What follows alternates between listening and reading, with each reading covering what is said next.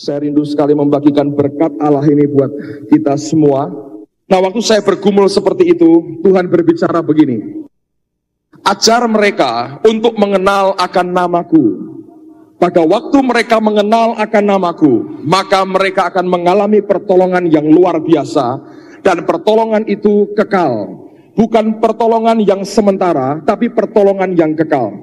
Oleh karena itu pada hari ini, saya akan mengajak kita berjalan bersama-sama untuk belajar mengenal akan nama Tuhan seperti yang diwahyukan Allah dalam kitab Kejadian. Ada belasan, mungkin puluhan nama Tuhan dalam Alkitab, tapi yang saya mau bagikan pada hari ini adalah apa nama-nama Tuhan yang Dia wahyukan di dalam kitab Kejadian. Nah, saudara sekalian, sebelum saya memulai dengan nama yang pertama, ada 4 alasan mengapa kita perlu mengenal nama Tuhan. Yang saya maksudkan mengenal nama Tuhan bukan sekedar kalau saya kenal dengan saudara Hengki, saya berkata, oh saya tahu namanya Hengki. Atau kalau saya kenal dengan saudara Bagus, saya berkata, oh namanya saudara Bagus. Bukan hanya itu. Tapi nama dalam Alkitab itu menunjuk kepada karakter, bahkan seluruh kepribadian yang terwakili di dalam nama itu dari orang yang bersangkutan. Nah, kalau kita mengenal nama Tuhan, ternyata bukan sekedar kita tahu, oh namanya A, B, C, D, E. Bukan. Tapi pengenalan akan nama Tuhan itu hanya bisa didapat kalau kita memiliki pengalaman hidup bersama dengan Dia. Dan setiap kali kita berjalan bersama dengan Dia, maka Allah akan mewahyukan dirinya dengan sekaligus Dia memperkenalkan namanya kepada kita. Ada 4 alasan mengapa kita perlu mengenal akan nama Tuhan. Yang pertama, buka bersama dengan saya dalam Mazmur pasal yang ke-91. Ini Mazmur ada janji Allah yang luar biasa. Mazmur 91 ayat yang ke-14. Mazmur 91 ayat yang ke-14. Allah berkata demikian, sungguh hatinya melekat kepadaku, maka aku akan meluputkannya. Aku akan membentenginya sebab ia mengenal namaku. Bila ia berseru kepadaku, aku akan menjawab. Aku akan menyertai dia di dalam kesesakan.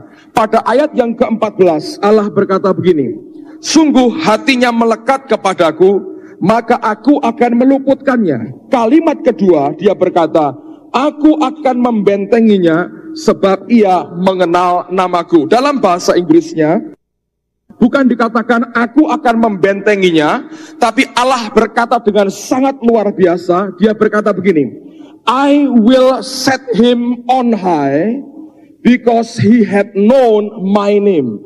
I will set him on high because he had known my name. Aku akan menaruh dia di tempat yang tinggi karena dia telah mengenal akan namaku. Orang yang mau mengenal akan nama Tuhan, yang mau berjalan bersama dengan Allahnya sampai dia mengenal akan nama-nama Allah dalam hidupnya, maka Allah berkata, I will set him on high. Aku akan taruh dia di tempat yang tinggi karena ia telah mengenal namaku. Berdasarkan janji ini, saya percaya semua kita berkata, ya, saya mau Tuhan menempatkan saya di tempat yang tinggi. Nah, Alkitab berkata, kenalilah namanya, maka dia akan berkata, I will set him on high. Aku akan taruh dia di tempat yang tinggi. Hal yang pertama, mengapa kita perlu kenal namanya? Karena dengan kita mengenal nama Allah kita, maka Tuhan akan menaruh kita di tempat yang tinggi. Yang kedua, coba buka dalam Kidung Agung pasal yang pertama. Setelah kitab Pengkhotbah, ada kitab Kidung Agung pasal yang pertama ayat yang ketiga. Kidung Agung pasal yang pertama ayat yang ketiga.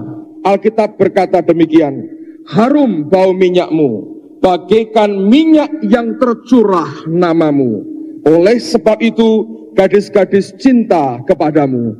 Kepada sebutan kepada Allah, ungkapan yang dikatakan adalah bagaikan minyak yang tercurah namamu. Nama siapa? Nama Tuhan kita. Itu bagaikan minyak yang tercurah. Saya belajar hal yang kedua. Pada waktu kita makin kenal akan nama Tuhan kita, maka minyak yang tercurah itu akan diberikan dalam hidup kita. Makin kita kenal akan namanya, makin tebal pengurapan Allah di dalam kehidupan kita. Karena setiap kali namanya diwahyukan, pengurapannya akan makin kuat membungkus akan kehidupan kita. Yang pertama, dengan engkau mengenal namanya, Allah akan menempatkan engkau di tempat yang tinggi. Yang kedua, namanya seperti minyak yang tercurah. Artinya, makin engkau kenal namanya, makin kuat, makin tebal pengurapan Allah dalam kehidupanmu. Yang ketiga, ini luar biasa. Buka kitab Hakim-Hakim pasal yang ke-13. Ini penting sekali. Hakim-Hakim pasal 13. Ayat yang ke-17 dan ayat yang ke-18. Saya mau jelaskan sebelumnya. Ada orang bernama Manoah, orang dari suku Dan. Istrinya mandul dan tidak bisa melahirkan anak, tidak bisa mengandung. Lalu Tuhan memilih akan istri Manoah ini untuk melahirkan abdinya yang bernama Simson. Alkitab berkata setelah beberapa kali ketemu dengan malaikat Tuhan, dalam perjanjian lama, setiap kali malaikat itu muncul, hampir selalu itu mewakili akan pribadi Allah sepenuhnya. Jadi kalau mereka berkata-kata, itu Tuhan yang berkata-kata, bukan malaikat yang berkata-kata.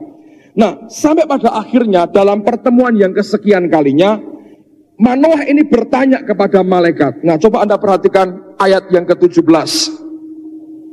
Kemudian berkatalah Manoah kepada malaikat Tuhan itu, siapakah namamu? Sebab apabila terjadi yang kau katakan itu, maka kami hendak memuliakan engkau. Tetapi jawab malaikat Tuhan itu kepadanya, mengapa engkau juga menanyakan namaku? Bukankah nama itu ajaib? Dalam bahasa Inggrisnya, bukankah nama itu secret, rahasia? Nah, kata secret atau kata rahasia dalam bahasa aslinya, bahasa Ibraninya itu artinya begini. Suatu misteri yang kalau diungkap akan menghasilkan keajaiban dan mengundang kekaguman. Saya ulang lagi. Manoah bertanya, siapakah namamu ya Tuhan? Sehingga kalau janjimu aku punya anak terjadi, aku bisa memuliakan engkau, aku bisa memuji engkau. Lalu Allah berkata, mengapa engkau tanya akan namaku? Bukankah nama itu secret, nama itu rahasia? Artinya, nama Tuhan itu rahasia, dan kata rahasia artinya suatu misteri yang kalau diungkapkan akan menghasilkan keajaiban dan mengundang kekaguman. Pada waktu engkau disingkapkan Allah akan nama daripada Tuhanmu, maka yang luar biasa adalah itu akan menghasilkan mujizat, menghasilkan keajaiban dalam hidupmu dan mengundang akan kekaguman. Yang keempat, yang terakhir, coba Anda buka dalam Mazmur pasal yang ke-9. Mazmur pasal yang ke-9 ayat yang ke-11. Mazmur pasal 9 ayat yang ke-11. Ini penting sekali, coba Anda perhatikan. Alkitab berkata begini, orang yang mengenal namamu percaya kepadamu, sebab tidak kau tinggalkan orang yang mencari engkau, ya Tuhan. Yang pertama, kenal nama Tuhan, dia akan taruh engkau di tempat yang tinggi. Yang kedua, kenal nama Tuhan, maka pengurapan Allah akan makin tebal dalam hidupmu. Yang ketiga, kenal nama Tuhan, kalau diungkapkan menghasilkan keajaiban dan kekaguman. Yang keempat, mengenal nama Tuhan akan membangun iman percaya kita. Sebagai buktinya, coba Anda perhatikan pada Lukas pasal yang ke-17. Saya menganjurkan setiap kali Anda ke gereja, mesti bawa catatan, saudara. Bagaimana Anda bisa ingat? Saya mau baca banyak ayat. Jadi kalau Anda bawa catatan, di rumah Anda bisa baca lagi, Anda bisa pelajari lagi, hidupmu akan bertumbuh. Kalau tidak, paling-paling 2-3 hari, lupa, hilang semua, bagaimana Anda bisa bertumbuh dewasa dalam Tuhan. Oke? Lukas 17 mulai ayat yang ke-11. Dalam perjalanannya ke Yerusalem, Yesus menyusur perbatasan Samaria dan Galilea. Ketika ia memasuki suatu desa, datanglah 10 orang kusta menemui dia. Mereka tinggal berdiri agak jauh dan berteriak, Yesus Guru, kasihanilah kami. Lalu ia memandang mereka dan berkata, pergilah, go. Katakan, pergilah, perlihatkanlah dirimu kepada imam. Dan sementara mereka di tengah jalan, mereka menjadi tahir. Dengar baik-baik, saya mau jelaskan hal satu ini. Mengenal nama Tuhan akan berakibat bahwa percayamu, imanmu akan dibangun. Pada waktu imanmu, percayamu dibangun kepada Allah yang kau kenal itu, maka akibatnya mujizat akan berlaku dalam kehidupanmu. Nah, saudara sekalian, ada 10 orang kusta. Dan pada waktu itu di Timur Tengah, kalau ada orang sakit kusta, diisolir, tidak boleh berkumpul dengan orang-orang yang sehat. Kalau mereka mau cari makan, sampai mereka harus ke kota, dari jauh mereka harus berteriak, najis, najis, najis, supaya orang tahu ada orang kusta lewat dan orang harus nyingkir. Kalau orang kusta kurang ajar, tanpa teriak-teriak masuk ke kampungnya orang, bisa dibunuh, saudara. Karena itu penyakit yang bagi mereka pada waktu itu sangat menjijikkan. Nah, ada 10 orang kusta, mereka sudah mendengar berita tentang Yesus. Ketika mereka melihat Yesus lewat, maka mereka berseru begini, Jesus, Master, have a mercy on us. Yesus, Tuhan, Guru, kasihanilah kami.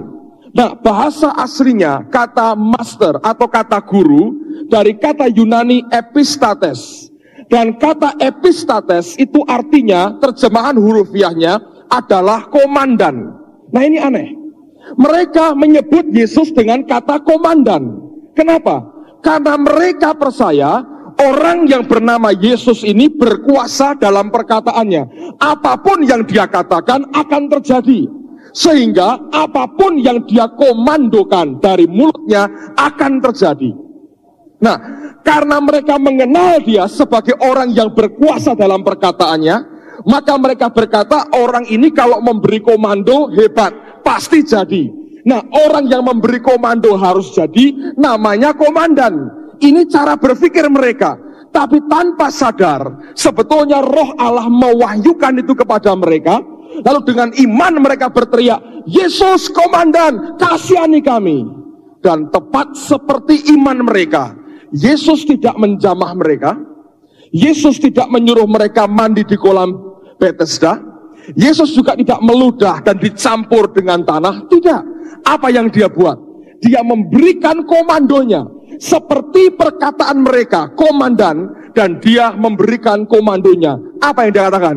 Go, pergi, tunjukkan dirimu kepada imam. Ketika 10-nya jalan, saudara, untuk mentaati perintah komandan, di tengah jalan mereka disembuhkan. Kenal nama Tuhan akan membuat imanmu dibangkitkan. Iman yang dibangkitkan akan membuat mujizat Allah terjadi dalam kehidupan saudara. Amin. Nah, saudara siap, kita mulai belajar. Saya mau ajak semua tundukkan kepala, kita berdoa. Saya tahu ini bukan hal yang mudah, tapi oleh karena hikmat Allah, saya percaya semua kita akan mengerti. Mari semua sekali berdoa. Tuhan, kami sadar tidak mungkin firman Tuhan kami terima hanya dengan pikiran kami. Kami berdoa, curahkan roh hikmat dan wahyu di tengah-tengah kami. Buat kami mengerti akan firman-Mu ini. Sehingga kami boleh jadi pelaku-pelaku firman. Ubah hidup kami oleh karena firman-Mu. Demi nama Tuhan Yesus. Haleluya. Amin. Amin. Nah, sekarang mari kita belajar. Nama yang pertama, buka dalam kitab Kejadian pasal yang kedua. Ini pertama kali Allah mewahyukan dirinya. Kejadian pasal 2 ayat yang keempat. Atau mulai ayat yang pertama. Kejadian pasal 2, mulai ayat yang pertama. Demikianlah diselesaikan langit dan bumi dan segala isinya. Ketika Allah pada hari ke-7 telah menyelesaikan pekerjaan yang dibuatnya itu, berhentilah ia pada hari ke-7 dari segala pekerjaan yang telah dibuatnya itu. Lalu Allah memberkati hari ke-7 itu dan menguduskannya. Karena pada hari itulah ia berhenti dari segala pekerjaan penciptaan yang telah dibuatnya itu. Demikianlah riwayat langit dan bumi pada waktu diciptakan. Ketika Tuhan Allah menjadikan bumi dan langit. Pada ayat yang keempat, kalimat terakhir Alkitab berkata, ketika Tuhan Allah menjadikan bumi dan langit. Kata Tuhan Allah dari kata aslinya Jehovah, Yehova, Elohim. Dan kata Yehova Elohim itu menunjuk kepada the creator atau pencipta. Yang pertama, Allah mewahyukan dirinya sebagai Allah yang mencipta. Saudara sekalian, dengar baik-baik. Ada banyak orang Kristen ketika dengar kata, oh Yehova Elohim, dia Allah yang mencipta. Orang berkata, oh saya sudah tahu. Dia akan menciptakan langit, bumi, segala isinya, bintang, bulan, dia ciptakan semua. Oh pendeta Sam Hyun juga sudah pernah cerita, oh ini Adam, lalu istrinya suruh tiduran, lalu dibentuk-bentuk, oh ini Hawa, diambil rusuknya dan sebagainya. Oh Allah menciptakan, saya tahu. Dengar, sebagian besar orang Kristen tahu dia Yehova Elohim, tapi engkau tidak pernah kenal Yehova Elohim yang sebenarnya. Kenapa saudara? Anda harus mengerti, Allah adalah Allah the creator, pencipta. Pertanyaannya adalah, bagaimana dia mencipta? Saudara harus kembali kepada Kejadian pasal yang pertama. Lihat pada ayat yang pertama sampai dengan ayat yang ketiga. Kejadian pasal yang pertama, ayat yang pertama sampai dengan ayat yang ketiga. Pada mulanya Allah menciptakan langit dan bumi. Bumi belum berbentuk dan kosong, gelap gulita menutupi samudra raya. Lalu dengar baik-baik, inilah tahap pertama yang harus terjadi sebagai the creator atau pencipta. Apa itu? Roh Allah melayang-layang di atas permukaan air. And the Spirit of God move. Dan roh Allah mulai bergerak. Dan roh Allah mulai bergerak, mulai hovering, kata firman Tuhan. Bergerak, roh Allah mulai melayang-layang. Dan dikatakan selanjutnya, berfirmanlah Allah, jadilah terang, lalu terang itu jadi. Banyak orang berkata, saya tahu Jehovah Elohim. Tapi bagaimana engkau kenal nama itu dalam hidupmu? Bagaimana supaya Jehovah Elohim itu betul-betul mencipta sesuatu dalam hidupmu? Kembali kepada Kejadian pasal pertama, saudara harus kenal bagaimana dia mencipta. Kalau ada orang di sini berdoa, Tuhan, beri aku sesuatu, ciptakan sesuatu buat aku mau kenal dia sebagai Jehovah Elohim, aku mau tahu engkau sebagai Allah yang mencipta. Allah akan mencipta sesuatu dalam hidupmu dengan cara yang sama seperti kitab Kejadian. Sebelum dia berfirman, sebelum semua jadi, and the Spirit of God move, dan roh Allah akan bergerak pertama-tama. Banyak orang berkata, saya tahu Allah pencipta, tapi tahukah engkau, penciptaan baru bisa terjadi ketika roh Allah bergerak terlebih dahulu. Saudara, itulah sebabnya saya senang ketika Yohanes berkata, but ye have received unction. Engkau telah menerima pengurapan, diterjemahkan unction. Daya dorong dari dalam yang menggerakkan engkau berbuat sesuatu. Itu kembali kepada model Kejadian pasal pertama ayat yang ketiga. Saudara, kalau saudara kenal dia sebagai Jehovah Elohim, tidak ada cara lain kecuali pertama-tama saudara harus kenal pribadi tamu pertama yang berkunjung ke bumi ini, yaitu Roh Allah sendiri. Saya bersyukur saudara, Tuhan itu baik sekali. Apa yang dia kerjakan, saya sejak 10 bulan terakhir ini saya tahu dulu ada banyak hal yang keliru. Setiap keputusan yang diambil seringkali roh Allah diam, lalu saya bergerak duluan, saudara.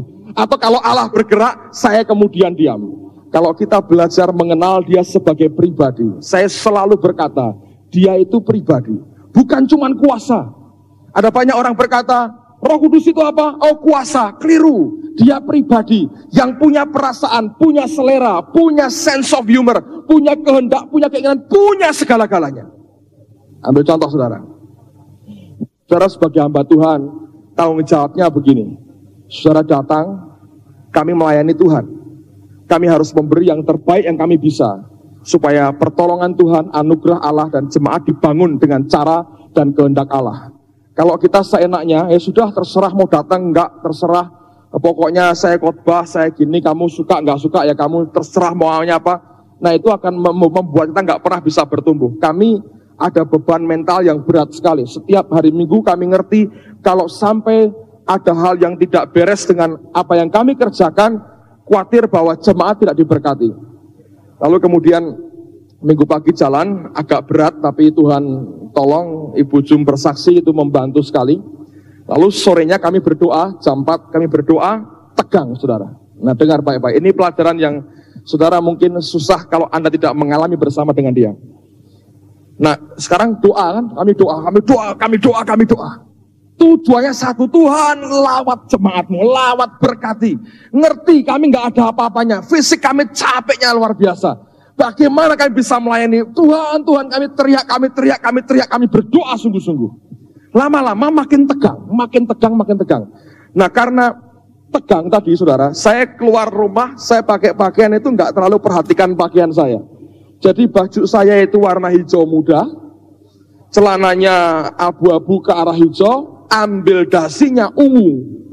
Anda tahu itu ketemu dari mana? Sekarang Anda bilang, oh kalau Anda lihat, lalu agak enggak betul kan, saya pakai aja terus masuk kamar doa, tegang. Nah, ketika ketegangan terjadi, apa yang salah? Kalau kita sudah mulai tegang, itu artinya tanpa engkau sadari, beban yang seharusnya itu merupakan tanggung jawab Allah, tiba-tiba engkau ambil seakan-akan milikmu. Engkau tanpa sadar berkata begini, ini kebaktianku. Kalau enggak baik kan aku yang kena. Nah, kalau sudah mulai begitu tanpa sadar, kalah sebetulnya. Itu kan haknya Tuhan. Semua kan Tuhan. Kita menyiapkan diri seperti yang Tuhan mau. Tapi kalau sudah sampai tegang, itu artinya saudara tanpa sengaja engkau mempertahankan apa? Gengsimu sebetulnya. Kalau sampai wah gak karu-karuan, orang berkata, Pak kok gak beres gimana? Nah, itu sebetulnya apa? Yang kena siapa? Kan kita sebagai manusia. Dan rupanya itu salah saudara. Saya belajar.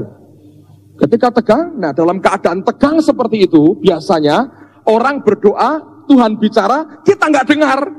Saking tegangnya, pokoknya Tuhan harus begini, akhirnya nggak dengar. Ketika nggak dengar, apa yang terjadi? Ya tidak akan terjadi apa-apa.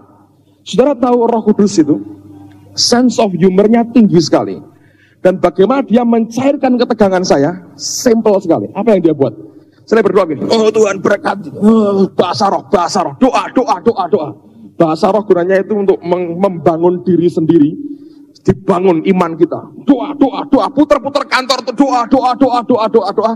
Saya mulai belajar Tuhan, apa yang harus saya kerjakan? Apa kehendak-Mu? Kamu mau apa Tuhan? Roh Kudus, apa yang Kau mau buat? Aku mau peka dengan suara-Mu. Aku mau dengar Engkau. Berkati jemaat, jangan sampai kapiran Tuhan. Saya berdoa. Saudara tahu apa yang dia katakan? Aneh. Dia berkata begini, dasimu nggak cocok dengan warna bajumu. Anda ngerti?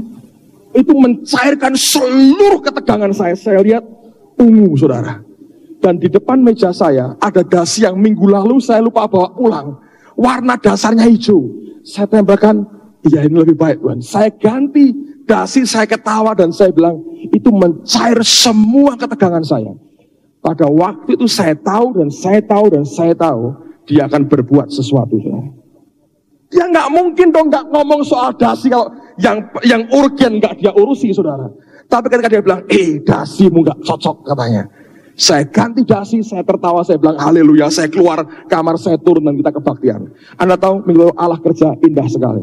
Luar biasa. Cara Tuhan begitu. Dia itu pribadi. Jehovah Elohim. Dan itu pribadi yang dulu bergerak dulu. Itu pribadi yang memimpin orang Israel 2 juta lebih keluar bergerak di padang gurun 40 tahun, tiang awan, tiang api. Hal yang sama harus berlaku dalam kehidupan kita. Kalau engkau kenal dia sebagai Jehovah Elohim, engkau harus kenal akan pribadi Roh Kudus yang harus bergerak di depanmu. Ketika dia bergerak, engkau bergerak.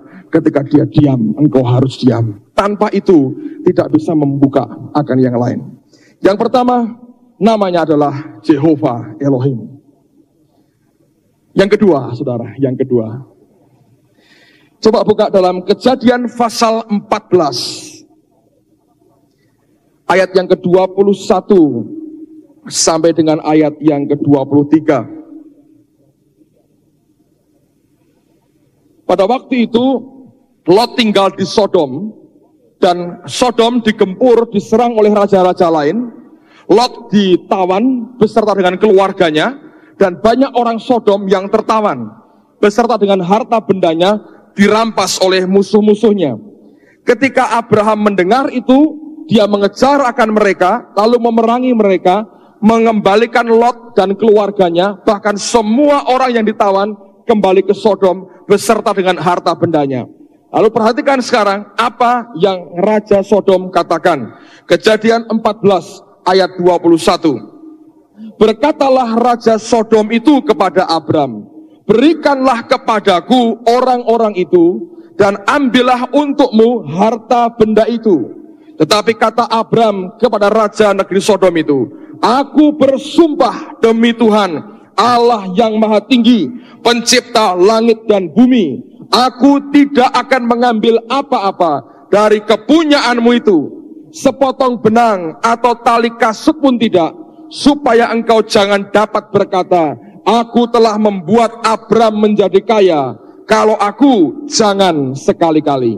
Saudara, ketika Raja Sodom itu menawarkan hartanya, Abram berkata, dia bersumpah, dan dia panggil Tuhan dengan perkataan begini, aku bersumpah demi Tuhan Allah yang maha tinggi, pencipta langit dan bumi. Dan kata yang maha tinggi, Allah yang maha tinggi, dari kata Jehovah El Elyon, yang artinya the owner atau yang memiliki. Dengar saudara, ketika engkau mulai kenal dia sebagai Jehovah Elohim, ini pengenalan yang sudah luar biasa. Ini menyingkap banyak hal yang tidak pernah kau duga sebelumnya.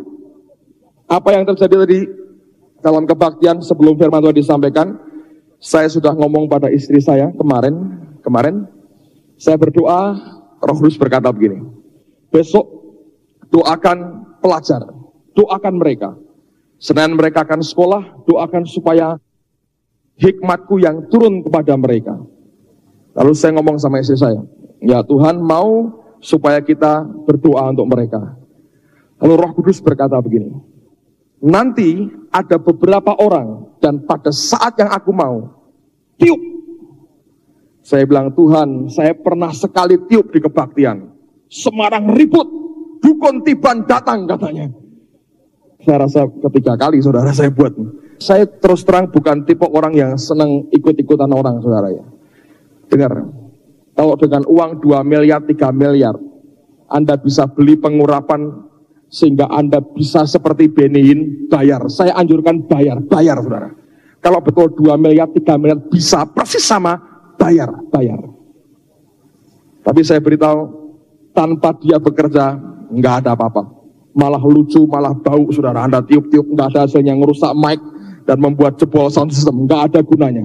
Sungguhan. Saya pernah cerita, ada orang Surabaya datang ke kantor. Dia bilang, Pak, saya mau kenal Roh Kudus. Saya ceritakan dengan dia, saya cerita semua pengalaman saya. Sampai ketika Allah berkata, tiup. Kebaktian ini sekali, di Salabintana Sukabumi tahun lalu, saya buat sekali. Allah kerja dahsyat sekali. Lalu mereka terbakar sekali, terbakar. Sorenya ini beberapa anak ini khotbah di gereja di Ungaran, di kebaktian kaum muda. Ada kira-kira 75 orang yang datang.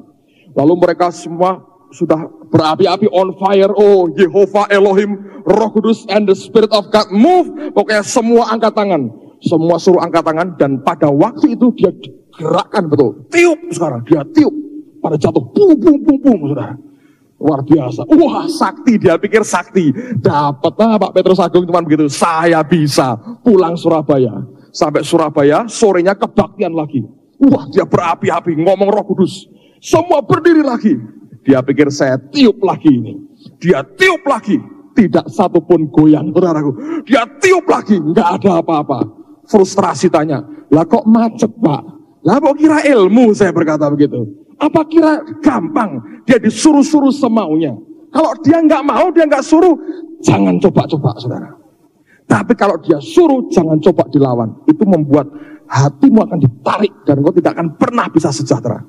Saya sebetulnya tidak mau. Kalau Anda tahu itu terakhir saya mau tinggalkan, saya mau langsung khotbah. Dia bilang, engkau belum selesaikan yang aku katakan. Dan itu ketarik betul hati saya.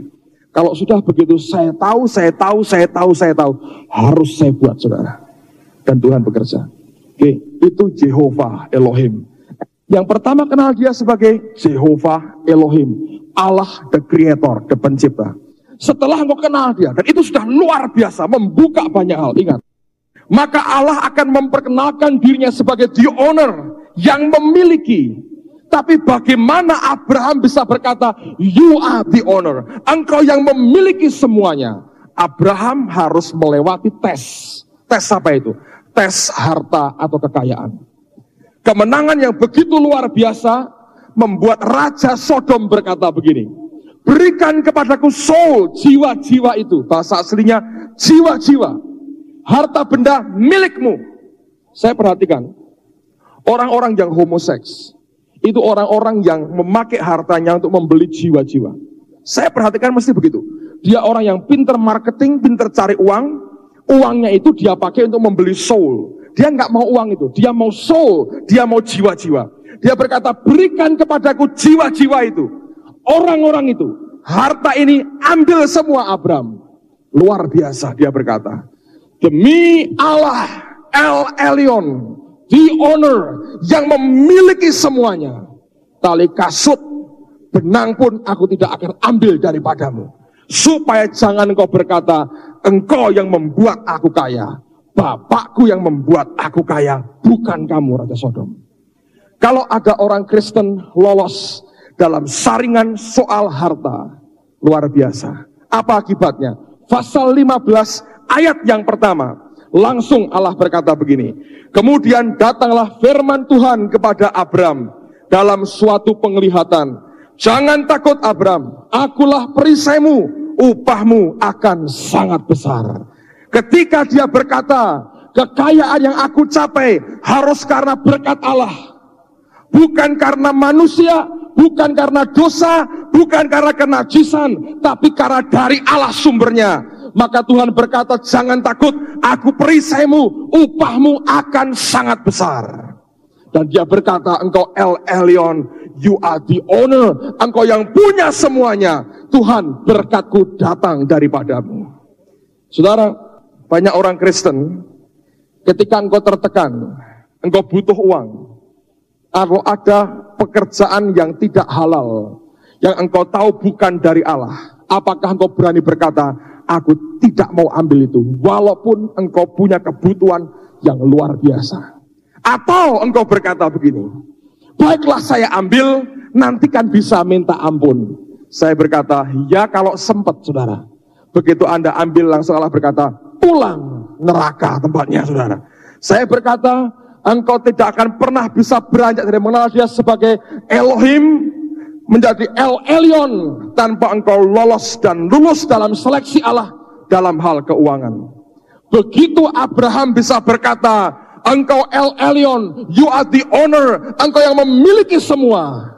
Abraham, pasal 15 ayat yang kedua, mengenal dia sebagai apa? Abraham menjawab, ya Tuhan Allah, apakah yang akan engkau berikan kepadaku? Karena aku akan meninggal dengan tidak mempunyai anak, dan yang mewarisi negeri rumahku ialah Eliezer.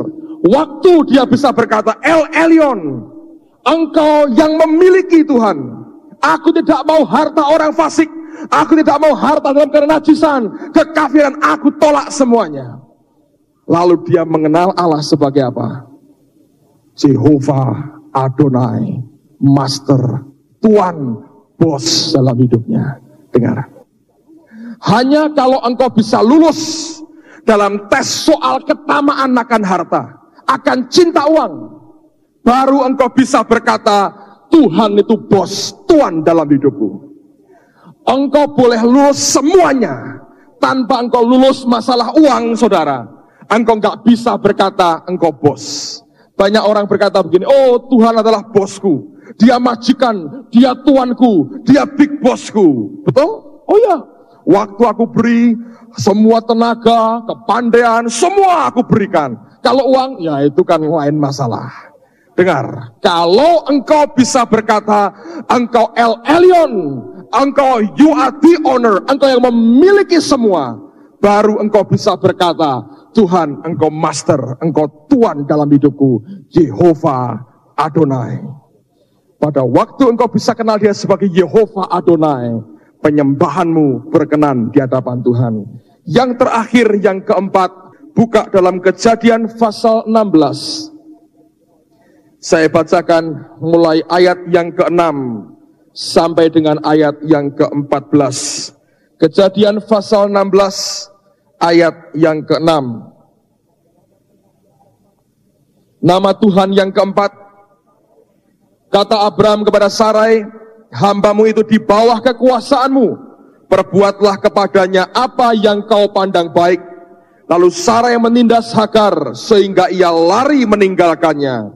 Lalu malaikat Tuhan menjumpainya dekat suatu mata air di padang gurun, yakni dekat mata air di jalan ke Syur, katanya, Hagar hamba Sarai, dari manakah datangmu dan kemanakah pergimu? Jawabnya, aku lari meninggalkan Sarai nyonyaku. Lalu kata malaikat Tuhan itu kepadanya, kembalilah kepada nyonyamu, biarkanlah engkau ditindas di bawah kekuasaannya. Lagi kata malaikat Tuhan itu kepadanya, aku akan membuat sangat banyak keturunanmu, sehingga tidak dapat dihitung karena banyaknya. Selanjutnya kata malaikat Tuhan itu kepadanya, engkau mengandung dan akan melahirkan seorang anak laki-laki, dan akan menamainya Ismail. Sebab Tuhan telah mendengar tentang penindasan atasmu itu. Seorang laki-laki yang lakunya seperti keledai liar, demikianlah nanti anak itu. Tangannya akan melawan tiap-tiap orang, dan tangan tiap-tiap orang akan melawan dia. Dan di tempat kediamannya, ia akan menentang semua saudaranya. Kemudian Hagar menamakan Tuhan yang telah berfirman kepadanya itu dengan sebutan, engkaulah El Roi. Sebab katanya, bukankah di sini kulihat dia yang telah melihat aku. Sebab itu sumur tadi disebutkan orang sumur Lahai Roi, letaknya antara Kadeshi dan Beret.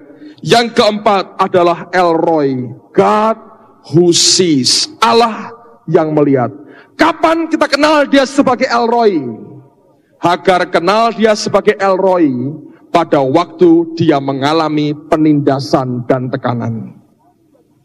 Ketika dia tertekan, dia ditindas begitu kejam, sampai dia lari. Dia pikir tidak ada orang yang tahu, Allah tidak mengerti aku, Allah tidak tahu aku. Di tengah-tengah penderitaan, putus asa dan minta mati, Allah menampakkan diri kepadanya. Dan dia berkata, oh engkau El Roi, God who sees, Allah yang ternyata melihat aku dalam segala penderitaanku. Saudara, pada waktu engkau menderita, ingat Hagar berkata engkau El Roi, God who sees, Allah yang melihat, bukan Allah yang mengabaikan, tapi Allah yang melihat akan penderitaannya. Kalau ada orang tertekan di tempat ini, katakan, Tuhan engkau El Roi, God who sees, Allah yang melihat aku, bukan Allah yang mengabaikan aku. Nah sekarang buka ayat yang terakhir kita, dalam 2 Tawarikh pasal yang ke-16. Ayat ini luar biasa. 2 Tawarikh pasal yang ke-16, ayat yang ke-9. 2 Tawarikh pasal 16, ayat yang ke-9. Membuktikan dia adalah El Roi, God who sees.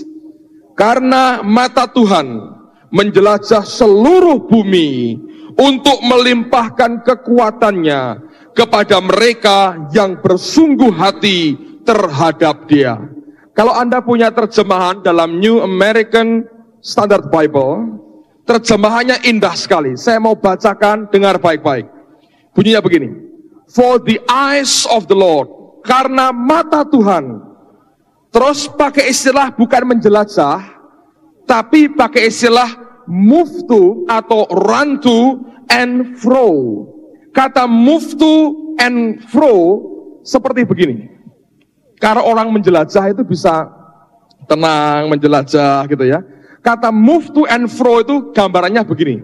Kalau Anda punya berlian sebesar jagung aja saudara, jangan terlalu kecil, jangan terlalu besar, sebesar jagung. Betul ini berlian asli, betul, bukan beling yang ditata, bukan.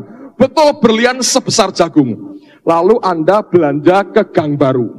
Malamnya hujan lebat, becek Gang Barunya, Anda karena mau belanja pakai berlian. Oh ya, untuk belanja aja berliannya sebesar jagung, apalagi untuk pesta kan gitu. Jadi Anda jalan pakai berlian sebesar jagung, ketika Anda jalan jatuh berliannya, Anda tahu itu. Anda tahu berkas sinarnya, lihat loh berlianku jatuh. Kalau Anda punya berlian sebesar jagung dan jatuh, cara nyarinya gimana?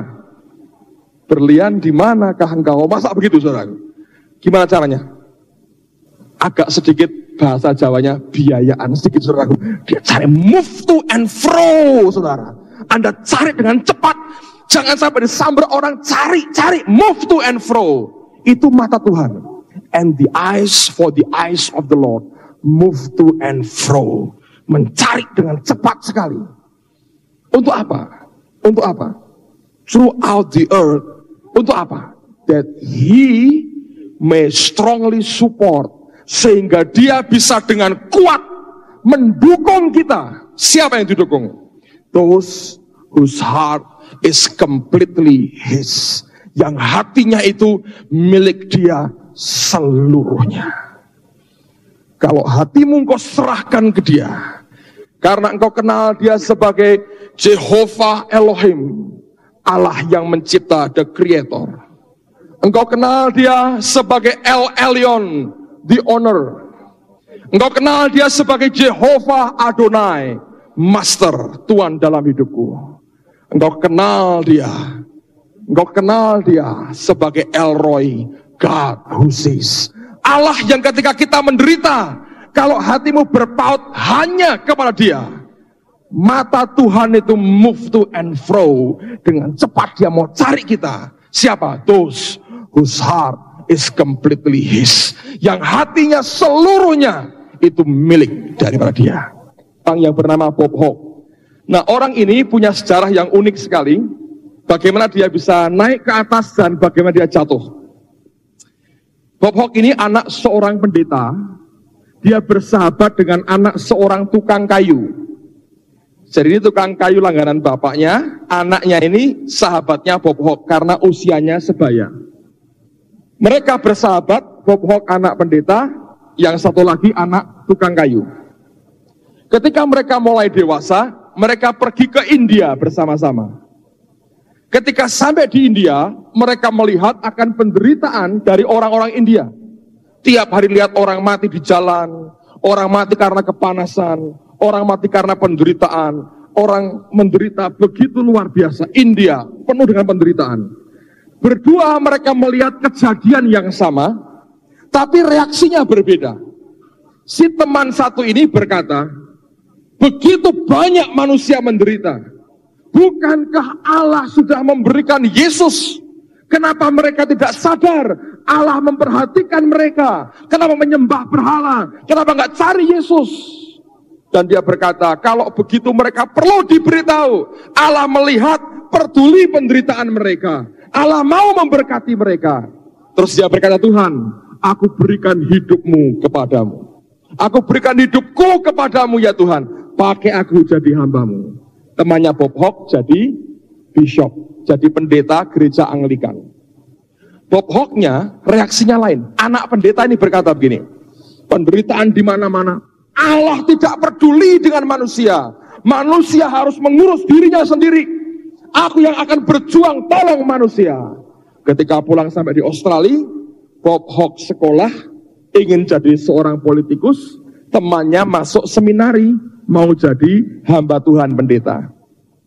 Sekian belas tahun berselang, sama-sama sudah tua, Bob Hawke diangkat jadi Perdana Menteri Australia, temannya diangkat jadi Archbishop, Bishop kepala gereja Anglikan seluruh Australia. Sahabat, sama-sama naik, yang satu jadi orang nomor 1 di pemerintahan, yang temannya orang nomor 1 di gereja. Nah, ketika kampanye periode yang terakhir ini, Bob Hawke kampanye. Dalam kampanyenya, dia mengambil tema bagaimana mengangkat kemiskinan yang makin hari makin tambah di Australia. Dan dia minta tolong gereja, bantu saya. Ini program untuk orang miskin. Nah, ini teman baiknya, Archbishopnya ini. Oh ya, kan lihat sama-sama di India orang menderita. Jangan sampai orang Australia juga seperti itu. Mari kerjasama. Dia berikan support secara moral. Dia berikan dorongan secara moral.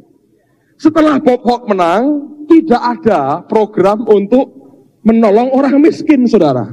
Lalu Archbishop ini komentar, ngomong begini. Biasa, kalau politikus itu biasa. Belum menang ngobrol janji, sudah menang, gak ada buktinya. Mana orang miskin ditolong?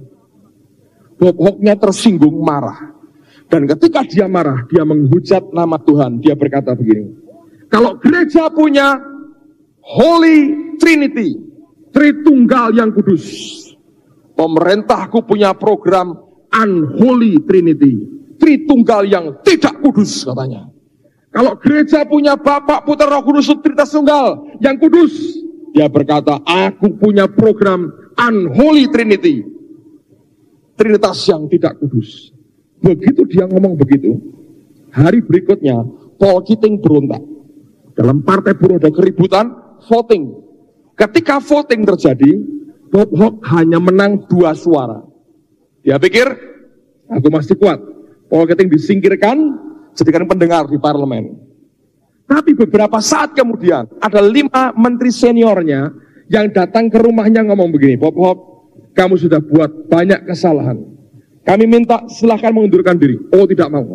Dia berontak, dia marah, dia tantang. Buat voting lagi. 5 orang ini berembuk, Paul Keating yang dijagokan lagi. Voting kedua, Bob Hawke-nya kalah. Saudara tahu ketika kalah, akhirnya jadi apa dia? Archbishop-nya tetap jadi Archbishop. Orang yang dihargai oleh gereja di seluruh Australia. Sekarang Bob Hawke jadi penyiar televisi, saudara. Anda bisa bayangkan nih, tragisnya kehidupan orang ini. Bertumbuh sama-sama, ngelihatnya beda. Saya mau katakan, Anda boleh putar dimanapun juga. Selama engkau mengandalkan Tuhan dalam hidupmu, akan ada keajaiban demi keajaiban yang berlaku dalam hidup kita. Amin, saudaraku. Jangan seorang pun menghujat Allah, menyalahkan Allah ketika apapun engkau alami dalam hidupmu. Setiap kita harus berkata, engkau El Roy, God who sees, Allah yang melihat aku. Dalam penderitaan sekalipun, dia El Roy, dia Allah yang melihat kita. Amin. Mari kita berdiri bersama-sama. Haleluya. Haleluya.